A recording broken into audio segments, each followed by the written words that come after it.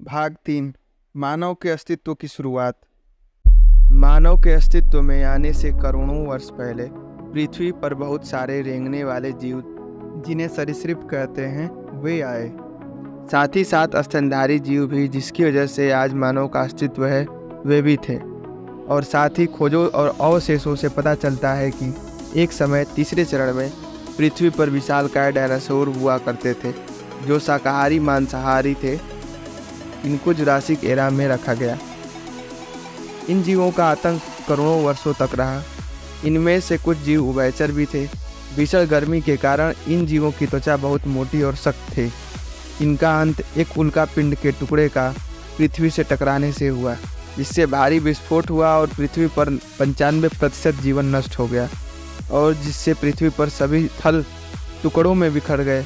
इस प्रकार इस युग का अंत हो गया। जिस प्रकार जीवों ने अपना विकास किया, उसी प्रकार पौधों ने भी अपना विकास किया।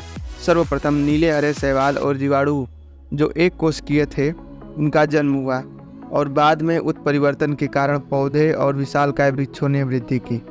कई करोड़ों वर्षों तक बहुत सारे जीवों ने अपने वंश को विकसित किया, और पीढ़ी दर पीढ़ी उनमें वातावरण के अनुकूल ढलने की क्षमता विकसित होती गई। और जीव के जाति के अंदर कुछ उत्परिवर्तन भी हुए, जिनके कारण कुछ समानताएं भी और कुछ असमानताएं भी आईं, तथा बार बार प्राकृतिक आपदाएं भी आती रहीं। इससे जीव नष्ट भी होते रहे और जन्म भी लेते रहे। इस प्रकार जीवों का विकास क्रम पूरा हुआ। अब बात करते हैं कि मानव का उदय कैसे हुआ और किससे हुआ। चौथा चरण, हिमयुग से अब तक। मान्यता यह है कि जब प्रथम हिमयुग की शुरुआत हुई, तब पृथ्वी का चौथा चरण प्रारंभ हुआ, और इसी युग में आदि मानव का जन्म हुआ। यह कह पाना सही नहीं है कि मानव का जन्म कैसे हुआ, परंतु माना जाता है कि आदि मानव का जन्म एक प्राइमेट अर्थात बंदर से हुआ, जो कि एक स्तनधारी था। इसलिए बंदर को मानव का वंशज माना गया।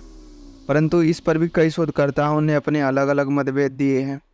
आप यह मान सकते हैं कि मानव का जन्म एक स्तनधारी जीव से हुआ, इसलिए जीवों के वर्गीकरण में मानव को जंतु वर्ग में रखा गया, और इस प्रकार मानव का अस्तित्व पृथ्वी पर आया।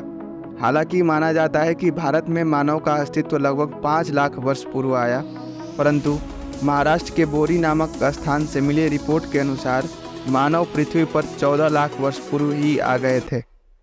उत्परिवर्तन।